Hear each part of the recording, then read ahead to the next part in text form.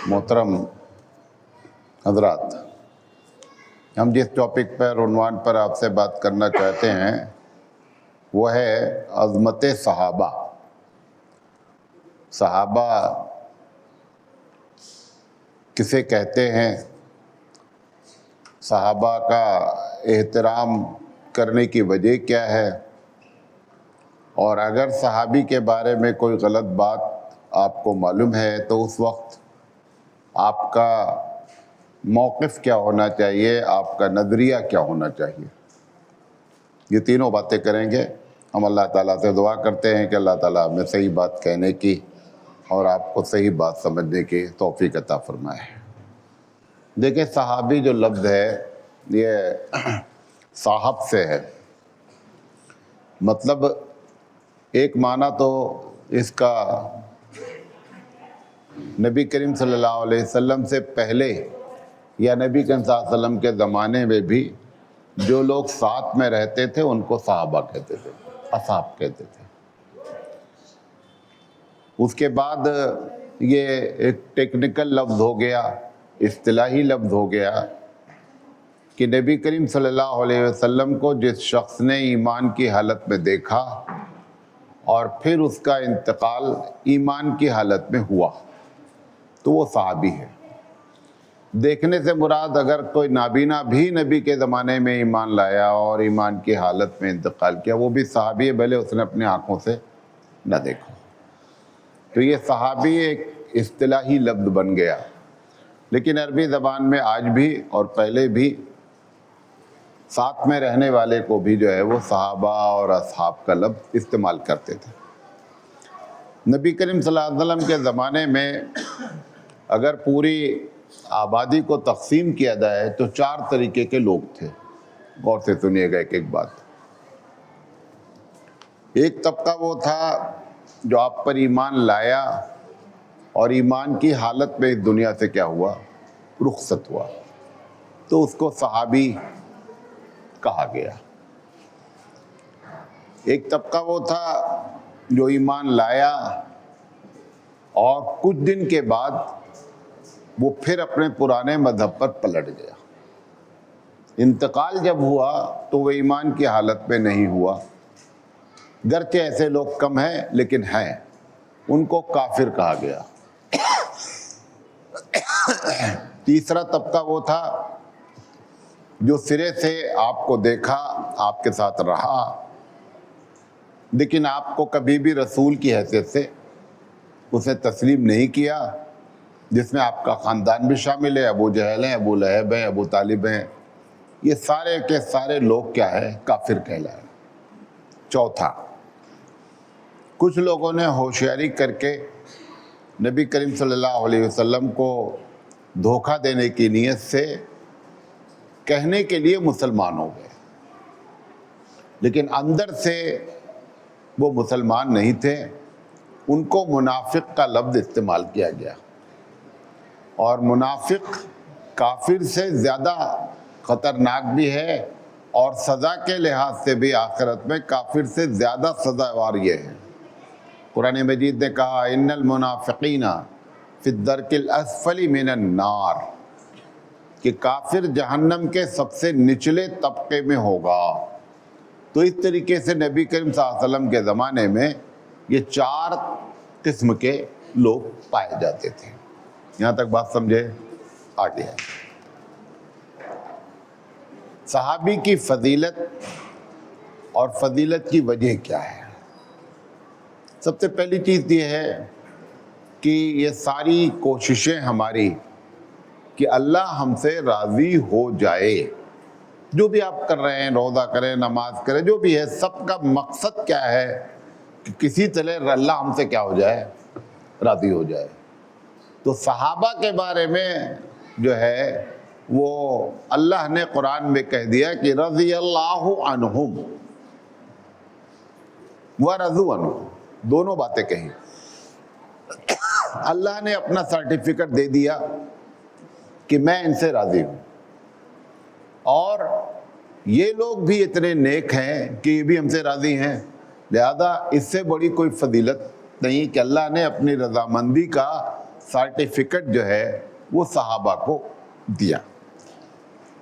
دوسری بات قرآن میں ہی ہے کہ اللہ تعالیٰ نے لوگوں سے کہا، جب لوگ منافق قسم کے لوگ ایمان لائے، شو بازی، تو اللہ نے ان کے ایمان کو معیار بنایا کہ آپ ویسا ایمان لائیے جیسا یہ لوگ ایمان لائے۔ وَإِذَا قِيلَ لَهُمْ آمِنُوا كَمَا آمَنَ النَّاسِ، ایمان ویسا مطلوب ہے جیسا کہ یہ صحابہ لائے ہیں۔ تو گویا ان کے ایمان کو کرائٹیریا مانا، ان کے ایمان کو اللہ نے ایک معیار مانا، لہذا اس بنیاد پر صحابی کی فضیلت کا درجہ بہت زیادہ ہے۔ یہ جملہ تو نہیں کہہ سکتے ہیں کہ صحابی معصوم ہوتے ہیں۔ معصوم کا جو جملہ ہے، معصوم سمجھتے ہیں ان نوعیت ہو سکتی ہیں، لہذا صحابہ کے بارے میں ہم اہل سنت والجماعت کا یہ عقیدہ نہیں ہے کہ صحابی سے غلطی نہیں ہو سکتی، صحابی سے غلطی ہو سکتی ہے۔ فضیلت کی بنیادی وجہ کیا ہے؟ میں ایک باتیں آپ کے سامنے رکھ رہا ہوں۔ سب سے بڑی فضیلت تو یہ ہے کہ وہ اللہ کے رسول کے ساتھ رہیں۔ نبی کریم صلی اللہ علیہ وسلم کی جو پرسنالٹی تھی، نبی کریم صلی اللہ علیہ وسلم کی جو شخصیت تھی، بہت سے لوگ ایسے تھے کہ وہ صرف آپ کو دیکھتے رہتے تھے اور بیٹھے رہتے تھے اور اندر سے کیا ہوتے تھے؟ چینج ہو جاتے تھے۔ کسی کو تقریر کر کے ذریعے، کسی کو نصیحت کے ذریعے چینج کرنا، یہ تو ہوتا ہی ہے، لیکن اللہ کے رسول صلی اللہ علیہ وسلم کو دیکھ کر کے بھی لوگ کیا ہوتے تھے؟ اندر سے دیندار ہو جاتے تھے، اندر سے چینج ہو جاتے تھے۔ تو فضیلت کی جو بنیادی وجہ ہے وہ یہ ہے کہ انہوں نے اللہ کے رسول صلی اللہ علیہ وسلم کو اپنے سر کی آنکھوں سے دیکھا ہے، اور دیکھنے کے بعد ایمان لائے ہیں، اور ایمان لانے کے بعد اسی حال میں ان کا انتقال ہوا ہے۔ تو ساتھ رہنا، پھر آپ کے پیچھے سینکڑوں نمازیں پڑھی ہیں جس میں امامت رسول اکرم نے کی ہے، اور جب موقع پڑ گیا تو اللہ کے رسول کے حکم کے مطابق جنگوں میں شریک ہوئے۔ لہذا یہ ایک پہلا پوائنٹ ہے کہ نبی کی صحبت میں کی وجہ سے ان کی فضیلت ہے، نمبر ایک۔ نمبر دو، یہ بات جتنی کہہ رہا ہوں آپ اس کو بہت غور سے سنیں۔ جو دین ان کو معلوم ہو گیا کہ یہ دین کا کام ہے، یہ کرنا ہے اور یہ نہیں کرنا ہے۔ صحابہ کا جو دوسری بڑی فضیلت کی وجہ ہے کہ جان بوجھ کر کسی صحابی نے کبھی کوئی وہ کام نہیں کیا جو دین میں منع ہے۔ مثال کے طور پر ایک روایت حدیث میں ایسی نہیں آئی کہ کسی صحابی نے یہ کہا ہو کہ اللہ کے رسول میں نے آج جان بوجھ کر نماز چھوڑ دی ہے، اب بتائیے میں کیا کروں۔ 1,50,000 یا 1,40,000 جو بھی صحابہ کی تعداد ہو، صحابیات کی تعداد ہو، کسی بھی آدمی نے ایک مرتبہ بھی جان بوجھ کر ایک نماز نہیں چھوڑی۔ تو جس کو دین جان لیا، یہ نماز اس لیے مثال دے کہ کوئی حدیث ہمارے پاس موجود نہیں ہے، دین جس کو سمجھ لیا انہوں نے، جو حکم آ گیا کرنے کا وہ کرتے رہے، اور جو حکم آ گیا نہیں کرنے کا اس کو کبھی نہیں کیا۔ یہ دوسری بڑی بنیادی وجہ ہے صحابہ کی فضیلت۔ آپ اندازہ کر لیجئے، سب لوگ صرف نماز کا مسئلہ لے لیجئے نا، شاید اس میں کوئی بیٹھا ہو، شاید ناممکنات میں سے نہیں ہے، ممکن ہے، جو صاحب ترتیب ہو۔ صاحب ترتیب کیسے کہتے ہیں معلوم آپ کو؟ جس کی زندگی میں 5 نماز بالغ ہونے کے بعد نہیں چھوٹی ہو، وہاں سب صاحب ترتیب، یہاں ایک بھی نہیں، یہاں ایک بھی نہیں، اور وہاں ٹوٹل صاحب ترتیب، تو بہت بڑا فرق ہو گیا نا۔ اس لیے اللہ تعالیٰ نے کہا کہ رضی اللہ عنہم، اللہ ان سے راضی۔ تیسری وجہ، آپ نے دیکھا ہوگا جب الیکشن ہوتا ہے تو ایک پارٹی جیت جاتی ہے، جب جیت جاتی ہے تو بہت سے وہ لوگ جو اس پارٹی کے سپورٹر بھی نہیں رہتے، جھنڈا لگا کر کے نعرے تکبیر اللہ اکبر اس میں شامل ہو جاتے ہیں، کیونکہ ان کو اب فیوچر کیا ہو گیا، نظر آ گیا کہ بھیا اس پارٹی کی سرکار بننے والی ہے، لہذا جھنڈا بھی بدل جاتا ہے، گاڑی پر بھی جھنڈا بدل جاتا ہے، سب کچھ بدل جاتا ہے، کیونکہ انہوں نے اب فیوچر دیکھ لیا۔ یہ صحابہ کی خاص کر جو فتح مکہ سے پہلے جو لوگ ایمان لائے ہیں، ان کی ویلو کی بنیادی وجہ کہ اسلام کا فیوچر، مستقبل کا کچھ پتہ نہیں تھا، کیا ہوگا، اونٹ کس کروٹ بیٹھے گا، معاملہ کیسے خراب ہوگا یا اچھا ہوگا، اس کے باوجود رسول اکرم کی بات پر اس طریقے سے یقین کیا کہ چاہے ہمارا نقصان ہو جائے اور چاہے ہمارا فائدہ ہو جائے، بغیر فیوچر کو دیکھے ہوئے انہوں نے کیا کر لیا، اسلام کو قبول کر لیا۔ لہذا اس وجہ سے بھی ان صحابہ کی فضیلت کی وجہ ہے۔ چوتھا یا پانچواں پوائنٹ، اسلام کے لیے جان اور مال، قرآن مجید نے جب کہا کہ ان اللہ اشتری من المؤمنین انفسہم واموالہم بان لہم الجنہ، کہ اللہ نے جان اور مال تمہارا خرید لیا ہے، جان اور مال خرید لیا ہے، تو انہوں نے اس بات کو واقعی میں سمجھ لیا کہ جان اور مال خرید لیا گیا ہے۔ ہم تو سنتے ہیں، باتیں کرتے ہیں، جب جان دینے کی باری آئی تو ایسے بھی واقعات ہوئے کہ جب اللہ کے رسول نے جہاد کا اعلان کیا تو بتایا کہ چھوٹے بچے اس میں شامل نہیں ہوں گے، جن کی عمر کم ہے وہ شامل نہیں ہوں گے۔ ایک لمبائی کی بات، ایک بچہ آیا اللہ کے رسول صلی اللہ علیہ وسلم کے پاس، جنگ میں جب جانا ہے تو وہاں مالا نہیں پہنائی جائے گی، وہاں تو تلوار چلے گی نا، لیکن یہ سودا وہ بچے کی بات بتاؤ، بڑا تو چھوڑ دیں۔ اس نے آ کر اللہ کے رسول سے کہا، اللہ کے رسول میں شریک ہونا چاہتا ہوں۔ نبی کریم صلی اللہ علیہ وسلم نے کہا کہ نہیں، نے کہا نہیں میں شریک ہونا چاہتا ہوں، میں صحیح ہوں، سائز میرا صحیح ہے۔ اللہ کے رسول نے اس کو اجازت دے دیا۔ ایک اس سے تھوڑا سے چھوٹا تھا، وہ نہیں آ پا رہا تھا سائز میں، وہ بھی جب اس نے دیکھا کہ ان کا سلیکشن ہو گیا ہے تو میرا سلیکشن کیوں نہیں، میں تھوڑا ہی تو چھوٹا ہوں۔ اللہ کے رسول صلی اللہ علیہ وسلم سے آگے کہتے ہیں وہ بچہ صحابی کہ اللہ رسول آپ ناپ لیجئے ہم کو، ان کو دیکھ لیجئے کون ہے۔ اب یہ واقعی میں چھوٹا تھا، تو یہ ایڑی کے بل کھڑا ہو کر کے اپنی ہائٹ برابر کر رہا ہے۔ آپ ان کا جذبہ دیکھیے کہ ان اللہ اشتری من المؤمنین انفسہم واموالہم بان لہم الجنہ، اور اپنا نام لکھا دیا۔ ایک روایت میں ایسا بھی ہے کہ اللہ کے رسول صلی اللہ علیہ وسلم نے ایک کو نہیں لیا، دوسرے کو لیا، تو اس نے کہا میری ان سے کشتی کرا دیجیے آپ، کیونکہ جنگ تو فزیکلی لڑنی ہے نا، کوئی ہوائی تو بمباری ہو نہیں رہی ہے، فزیکلی جنگ ہے، ان سے میری کشتی کرا دیجیے، دیکھیے میں کشتی میں جیت جاتا ہوں کہ نہیں۔ ایسے بھی واقعات ہمارے پاس بچوں کے موجود ہیں، صحابہ کا تو بات ہی چھوڑ دیجیے۔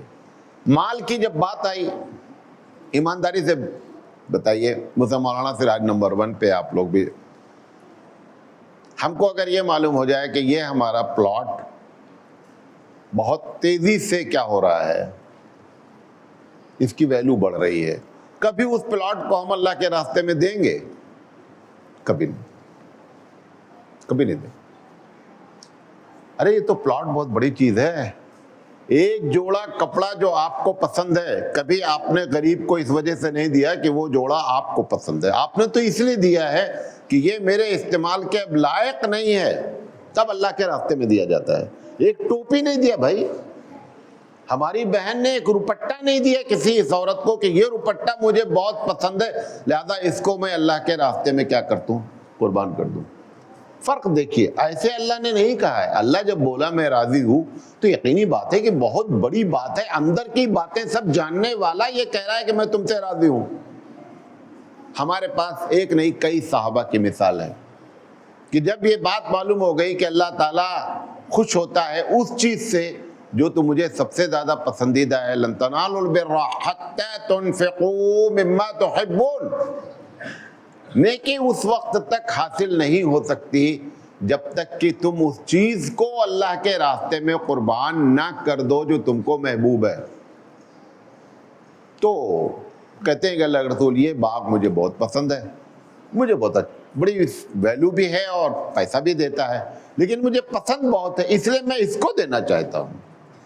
ہم نے ہمیشہ ٹوپی بھی وہ دی ہے کسی غریب کو جو ہمارے یوز میں نہیں ہے یا پھٹ گئی ہے یا پہننے کے لائق نہیں ہے۔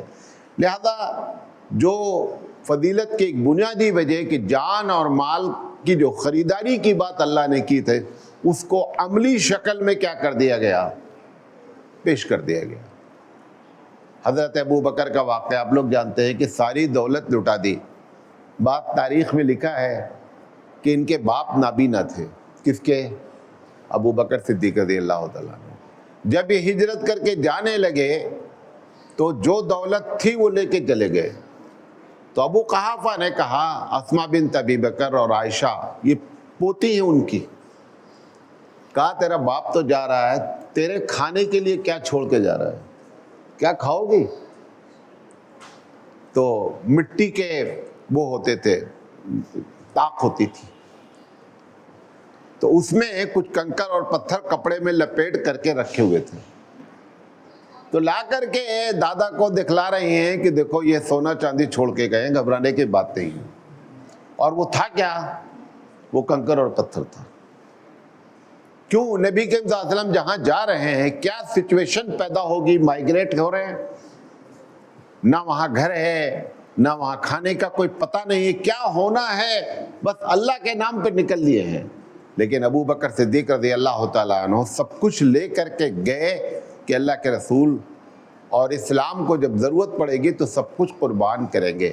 یہ جو انہوں نے کہا، اس پر پھر بخاری کی روایت، وہ اللہ کے رسول نے فرمایا کہ لو انفق احدکم مثل احد ذهبا، اگر کوئی آدمی آج احد پہاڑ کے برابر سونا اللہ کے راستے میں خرچہ کر دے، تو آپ نے فرمایا ما بلغ مد احدہم ولا نصفہ، ایک مد تقریباً 1.25 کلو یا اس سے ملتا جلتا ہوتا ہے، اتنا بھی سمجھیے کہ تم نے خرچہ نہیں کیا جتنا ان کی ویلیو ہے، کیونکہ انہوں نے جس انداز میں بات کی، جس انداز میں کام کیا، اس لیے اللہ کے رسول صلی اللہ علیہ وسلم پر جان اور مال نچھاور کرنے والے یہ لوگ تھے، اس لیے ان کی ویلیو اللہ نے یہ بیان کی۔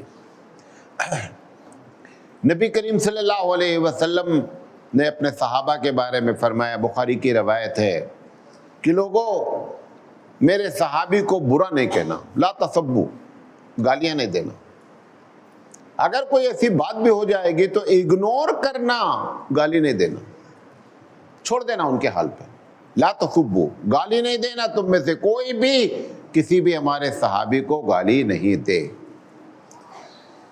پھر آپ نے فرمایا ایک جگہ فرمایا کہ خیر الناس قرنی، بہترین زمانہ وہ ہے جو میرے ساتھ لوگ ہیں، یہ جو میرے پاس کمپنی ہے یہ اس وقت دنیا کی سب سے بہترین لوگ ہیں جو دھرتی پر بستے ہیں۔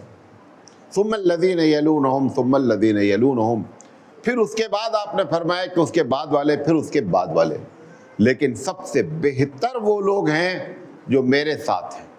یہ اللہ کے رسول صلی اللہ علیہ وسلم نے جو ان کی فضیلت بیان کی، یہ بھی ایک بنیادی وجہ ہے جس کی وجہ سے صحابہ کی اتنی بڑی ویلیو ہے۔ پھر آپ نے فرمایا، بس اب یہ 5ویں یا 6ٹھی جو بھی ہوگی، ہم تک دین کیسے پہنچا؟ صحابہ کو اگر مائنس کر دیا جائے تو نہ تم نماز پڑھ سکتے ہو اور نہ روزہ رکھ سکتے ہو۔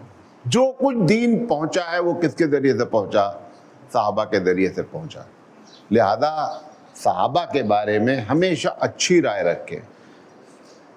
کچھ علمی گفتگو ہوتی ہیں اور علمی گفتگو ایسی نہ کی جائے کہ آپ اس صحابی کے بارے میں آپ کے دل میں کیا ہو جائے؟ نفرت ہو جائے۔ کل کی بات ہے، صاحب بیٹھے ہوئے ہیں، ایک لیڈر کے بارے میں ان کا بڑا اچھا نظریہ تھا، دیکھیے کیسے کیسے نظریے بدلتے ہیں. ہم یہ کہتے ہیں ارے بھائی جو حق ہے ہم بولیں گے، لیکن حق بولنے کا بھی طریقہ ہوتا ہے. صحابہ کے بارے میں حق کیسے بولا جائے گا، اس پر 1000 مرتبہ غور و فکر کیا جائے گا، تب بولا جائے گا. یہ میں نے ان سے بتایا کہ نہیں، وہ لیڈر کے بارے میں یہ بات ہے. اس کے 1 گھنٹے کے بعد انہوں نے کہا کہ میرا نظریہ بدل گیا ہے، میں اب ان کو اچھا آدمی نہیں مانتا ہوں. کیا پتہ چلا کہ اگر صحابی کے بارے میں آپ اس طریقے سے انگلیاں اٹھائیں گے تو جب حدیث اس کی تمہارے پاس آئے گی کہ ابو ہریرہ رضی اللہ تعالیٰ عنہ فرماتے ہیں اور ابو ہریرہ سے ہی تمہاری محبت ختم ہو گئی، تو اس حدیث پر عمل کرنا کیا ہو جائے گا، ایک بہت بڑا مسئلہ ہو. دین ہم تک جو پہنچا وہ کس کے ذریعے پہنچا، ان کے ذریعے. اگر آپ ان پر تنقید اس طریقے سے کر دیں گے، وہ چاہے معاویہ رضی اللہ تعالیٰ عنہ ہو یا ابو ہریرہ ہو، نتیجہ کیا نکلے گا کہ آپ ان سے مروی جب کوئی حدیث آئے گی تو وہ بات کیا کرے گی، کیونکہ اس نے اندر سے آپ کو کیا کر دیا، کھوکھلا کر دیا ہے. لہذا صحابہ کے بارے میں ایسی باتیں اگر علمی لحاظ سے معلوم بھی ہو جائیں تو پبلکلی اس بات کو نہیں کہنا چاہیے. یہ کوئی تبلیغ نہیں ہے، یہ کوئی تشہیر کے ذریعے ثواب نہیں ملے گا اگر ایسی بات ہوتی. ابھی ہم آگے بات کرتے ہیں. تو صحابہ سے ہم کو دین پہنچا. اس میں سب سے بڑی مزے کی بات یہ ہے کہ ایک صحابی بھی ایسا نہیں ہے جس نے ایک بات دین میں اپنی مرضی سے کی ہو. کوئی بات گڑھ کر کے اپنے مفاد کے تحت، اپنے نفس کے تحت، اپنی عقل کے تحت کوئی بات ایک بھی صحابی نے کبھی بھی روایت نہیں کیا. اسی لیے کہہ دیا ہمارے چاروں ائمہ نے، بلکہ جتنے بھی امام ہیں اہل سنت والجماعت کے جتنے بھی لوگ ہیں، کہ صحابی کلہم عدول. صحابی سارے کے سارے انصاف پسند ہیں. کس معاملے میں؟ دین کے معاملے میں. نقصان ہو جائے، فائدہ ہو جائے، ہم تقریروں میں باتیں کر لیتے ہیں، ایسی بھی بتا دیتے ہیں جس میں ہمارا فائدہ ہو. ان کی ذات کا نقصان ہو جائے، لیکن کبھی بھی انہوں نے دین کے معاملے میں کسی قسم کی کوئی ایسی بات نہیں کی. یہ بنیادی وجہ ہے جس کی وجہ سے صحابہ کی ویلیو ہے. اچھا، ایسا موبائل رکھے ٹائم ہی نہیں معلوم ہوتا ہے. اچھا، اب یہ جو بات میں نے جو ٹاپک رکھا کہ عظمت کیسے ہو، صحابہ کی عظمت کیسے کی جائے، اس کے چند عملی پہلو بتاتے ہیں آپ کو. سب سے پہلے تو یہ جو آج کل ہماری عورتیں، خاص کر مرد بھی شامل ہیں، کوئی ہم سے یہ نہیں پوچھتا مولانا تھا الا ماشاء اللہ بچہ پیدا ہوتا ہے کہ مولانا کسی صحابی کا نام بتا دیجئے. نیا نام، نیا نام. ہم نے کہا پہاڑ رکھ دو، نالا رکھ دو، کوئی نہیں رکھتا، ایک دم نیا نام ہے. صحابی کی عظمت سب سے پہلے اپنے بچوں کو صحابی کے نام رکھیں. میں نہیں کہہ رہا ہوں واجب ہے، لیکن عظمت کا ایک طریقہ ہے. کم سے کم اگر نہ رکھیں تو کم سے کم عربی اچھے لفظ کے ذریعے نام رکھیں. ایسے ایسے نام رکھ رہے ہیں، اریان، پریان، معلوم نہیں. ہم لوگ عربی کے پڑھے ہوئے ہیں، وہ لفظ ہی نہیں ملتا، معلوم نہیں کہاں سے نیٹ سے نکالا. ہم نے کہا بھائی جہاں سے مان لو لفظ نکالا ہے، میننگ بھی وہیں سے نکال لے. بھائی ایک مرتبہ نہیں سوچتے ہیں کہ صحابی کے نام پر نام رکھا جائے. زبان سے جب بات کی جائے تو صحابہ کی عظمت چھلکتی ہو. مجبوری درجے میں رضی اللہ عنہ نہیں، ایک سسٹم بن جانا چاہیے کہ جب صحابی کا نام آئے تو ہم آٹومیٹک سسٹم سے کیا ہے، رضی اللہ عنہم بولیں. یہ اس کی عظمت کا طریقہ ہے. قلم جب چلے تو اب ایک مرتبہ رضی اللہ عنہ آ گیا، پھر اس کو سوچتا ہے کہ میں اگر ٹائپ کروں گا پھر رضی اللہ عنہ. چلو خیر، اب تو ٹائپسٹ میں کیا ہے، وہ ایک انہوں نے بنا دیا، ایک فنگر ڈال دیں گے رضی اللہ عنہ آ جائے گا. لیکن جب صحابہ کا نام لیا جائے، صحابہ کے پر کتابیں لکھی جائیں، ان کا نام آئے تو اس بات کا خیال رکھا جائے. اچھا، ان سے بدگوئی کرنے سے دوری. اگر کوئی ایسا شخص ہے کہ جس کی کتابیں پڑھنے سے یا جس کی تقریریں کو سننے سے آپ کو صحابہ کے بارے میں کنفیوژن ہو رہا ہے، تو اپنے ایمان کے بہتر کے لیے ایسے شخص کی ان کتابوں کو نہ پڑھا جائے، نہ ایسے شخص کی ان کی تقریروں سنا جائے کہ جس سے ہم صحابہ کے بارے میں اندر سے کیا ہو جائے، کنفیوز ہو جائیں۔ ایسا نہیں کریں۔ یہ عظمت کا طریقہ نمبر 2، ان کے خلاف اگر کوئی بات آ جائے اور واقعی میں صحیح بات ہو، ایک بات ہے جو خلاف میں آئی ہے صحیح ہے، تو سب سے پہلا یہ کوشش کریں کہ اس کی تعویل کریں۔ کیا کریں؟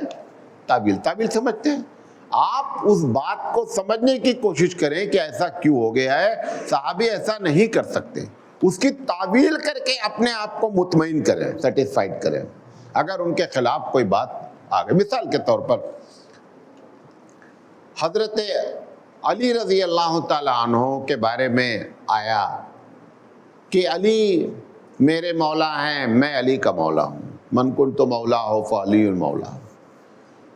یہ آپ اس سے ابو بکر کی شان کم ہونے کی بات اس میں نہیں کہی گئی ہے۔ جس کی شان بڑی بنائی بیان، تو وہی ابو بکر کی دوسری شان یاد کر لیں۔ وہی عمر رضی اللہ تعالیٰ عنہ کے بارے میں یہ بھی کہا گیا ہے کہ عمر رضی اللہ تعالیٰ عنہ، میرے بعد اگر کوئی نبی ہوتا تو عمر ہوتے۔ تو ایک کو سن کر کے دوسرے کے بارے میں غلط فہمی میں مبتلا نہیں ہو کہ یہ صحابی کی ہی ویلیو والے ہیں، دوسرے نہیں ہیں۔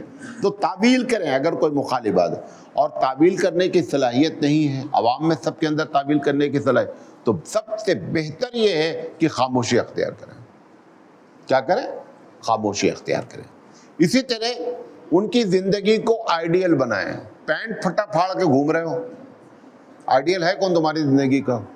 جو پھاڑا ہے وہی آئیڈیل ہے، اور وہ جہاں رہے گا وہیں انشاءاللہ وہ بھی رہیں گے جو پھاڑے ہیں، دونوں اکٹھا رہیں گے، کیونکہ گروپ اکٹھا ہوتا ہے۔ جس کی وجہ سے پینٹ پھاڑ کر کے، یعنی عجیب و غریب دنیا کا فیشن، کبھی زندگی میں ہم نے نہیں سوچا تھا بچپن میں کہ پھٹا پینٹ پہننا ایک بڑے ہی ہائی لوگوں کی علامت ہوگی، لیکن آج دنیا نے ایسا کر دیا۔ اور آپ اور ہم بچے ہمارے بال رکھ رہے ہیں، کیسے بال رکھ رہے ہیں؟ پورا بال کٹا کر کے۔ اگر آئیڈیل صحابہ ہیں تو یہ پوچھے صحابہ بال کیسے رکھتے تھے؟ اچھا نہ رکھیں صحابہ کی طرح، کیونکہ یہ سنن عادیہ ہے، کر لیں گے ثواب ملے گا، نہیں کریں گے تو گناہ نہیں ہوگا۔ تو کم سے کم جو منع ہے وہ تو نہ کرو یار۔ دو ہی طریقے کے بال منع ہیں، اور اس میں امی ابو زیادہ انوالو ہیں۔ میں نے ان بچوں کو دیکھا جو گود میں لے کے جا کر کے بال کٹوائے گئے ہیں۔ کون کٹوایا ہے؟ ابا کٹوائے۔ دو چیز کیا منع ہے حدیث میں بال کے بارے میں؟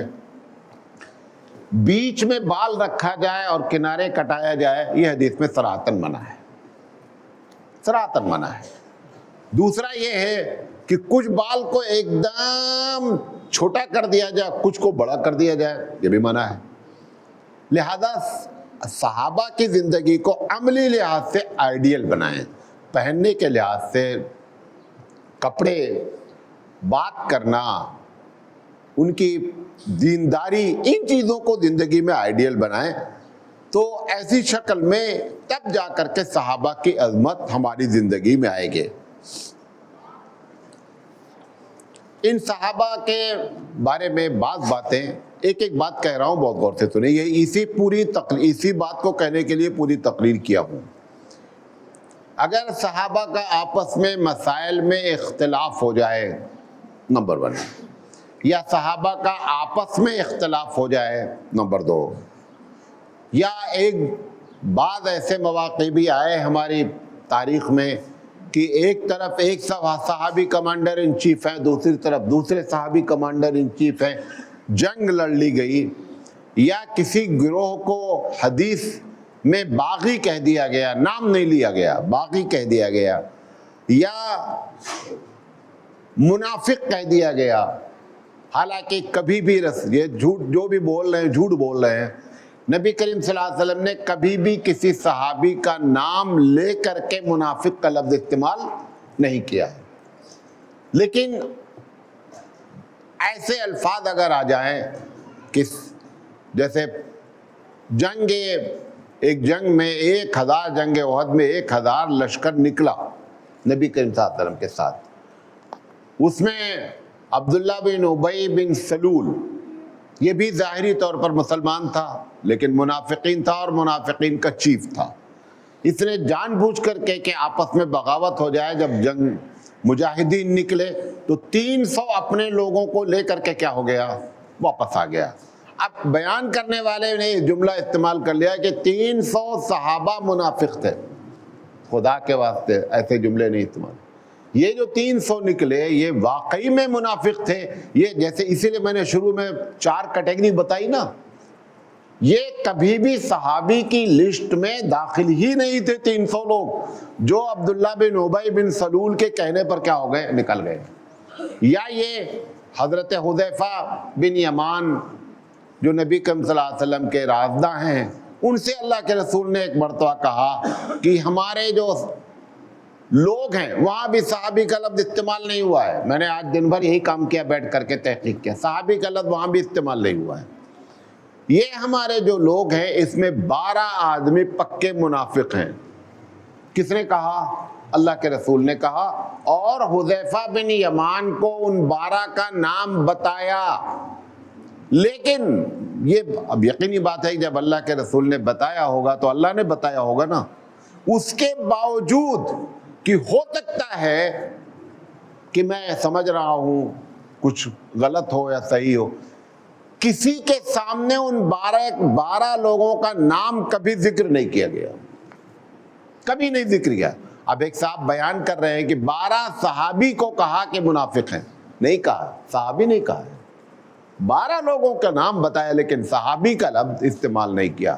اور دوسری بات، اگر نبی کے زمانے میں یہ جو آج ٹیکنیکل لفظ ہے صحابی کا، یہ نبی کے زمانے میں اس طریقے سے یہ ٹیکنیکلی طور پر استعمال نہیں ہوتا تھا، بلکہ صحابہ، اصحاب اور صحابی ان تمام تینوں لفظوں میں مراد تھا میرے ساتھ میں رہنے والے لوگ۔ میرے ساتھ قرآن مجید میں بھی کہا وَمَا صَاحِبُكُمْ بِمَجْنُونَ، کہ یہ تمہارے ساتھ جو محمد صلی اللہ علیہ وسلم ان کو بھی صاحب کہا گیا ہے۔ تو اس معنی میں صاحب استعمال کیا اللہ کے رسول نے، اگر ثابت ہو جائے کسی ضعیف حدیث سے۔ صحیح حدیث میں کبھی حضور نے یہ بات کہی نہیں ہے کہ میرے صحابہ میں 300 منافق، میرے صحابہ میں 12 منافق، کبھی نہیں کہا ہے۔ یا یہ کہ حوض کوثر والی حدیث میں اللہ کے رسول نے، بخاری کی وہ روایت ہے، جا کر کے جس کے جی چاہے دیکھ لے، وہاں پر بھی بیان کرنے والے نے کہا کہ جب حوض کوثر پر پانی پلائیں گے تو کچھ لوگوں کو پانی سے روک دیا جائے گا۔ اللہ کے رسول صلی اللہ علیہ وسلم کہیں گے کہ یہ میرے صحابہ ہیں، آپ ان کو پانی سے کیوں روک رہے ہیں؟ اللہ کے رسول نے وہاں بھی صحابہ کا لفظ استعمال نہیں کیا ہے، وہاں بھی صحابی کا لفظ استعمال نہیں ہوا ہے۔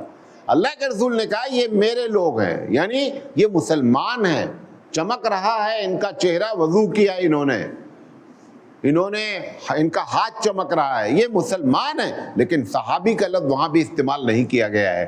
لہذا اگر کبھی ایسا ہو جائے صحابی کا لفظ آ بھی جائے تو پھر ایسی شکل میں آپ کا رویہ کیا ہونا چاہیے؟ میں 5 باتیں بتا رہا ہوں، یہ 5 باتیں آپ صحابہ کی عظمت کے لیے، صحابہ ہماری زندگی کی ایک بہت بڑی کڑی ہے دین کو سمجھنے میں، لہذا یہ 5 باتیں 5 پوائنٹ میں نقل کر رہا ہوں، اس کو آپ غور سے سنیں۔ سب سے پہلی بات ہے کہ آپ سے ان کے بارے میں قیامت میں سوال نہیں ہوگا کہ آپ نے معاویہ اور علی رضی اللہ تعالی عنہما کی جنگ میں آپ نے ایک کو باطل کیوں نہیں کہا، یہ سوال آپ سے نہیں ہوگا۔